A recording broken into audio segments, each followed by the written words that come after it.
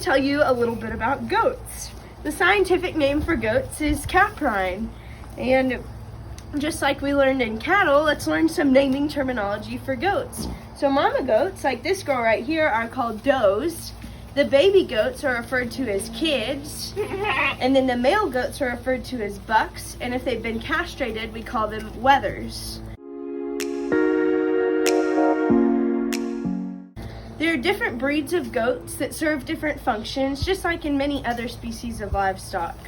And three important production breeds of goats. We have Angoras, and Angoras are bred and raised for their wonderful hair.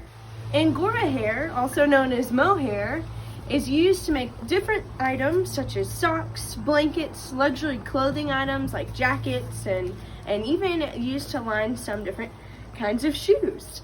Then we have breeds of goats like these guys right here. These are boar goats, and they're bred and raised for their meat. They're very good production animals, and they are similar to an Angus breed of cattle where they are made for their meat. Then we have Spanish goats and Nubian goats. Those are like your dairy cattle of the goat world. They are raised for their milk, and they're very good at producing milk, and their milk goes to many different uses. We use their milk to make cheese. We use their milk to drink, and we can also use their milk to make different lotions and bath supplies. Goats are usually great mothers, and they typically have between 1 and 3 babies. For boar goats, we usually like them to have about 2 babies, and that means that they're going to have a fairly easy time raising their babies and making enough milk for them. If we have a mom that can't take care of a baby or she gets sick, we can bottle raise them, but we prefer to raise them or let their mothers raise them. Now, like we talked about in cattle, goats are also ruminants, which means they have 4 stomachs. The main staple of a goat's diet is plant-based, similar to the main staple of any other livestock animal's diet.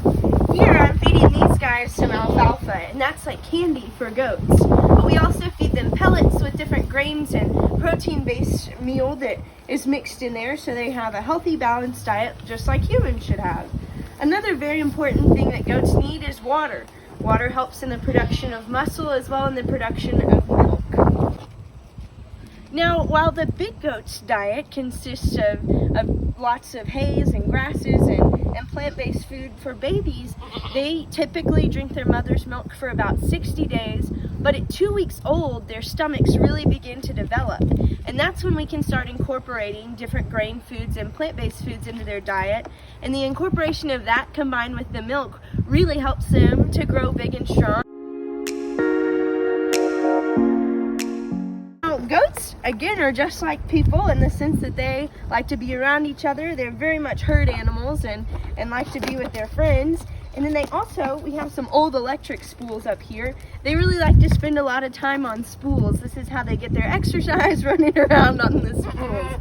And Moose here really likes her face rubbed. From all of us here at Angelo State University, we hope you've learned a thing or two about goats today. Thank you, and go Rams!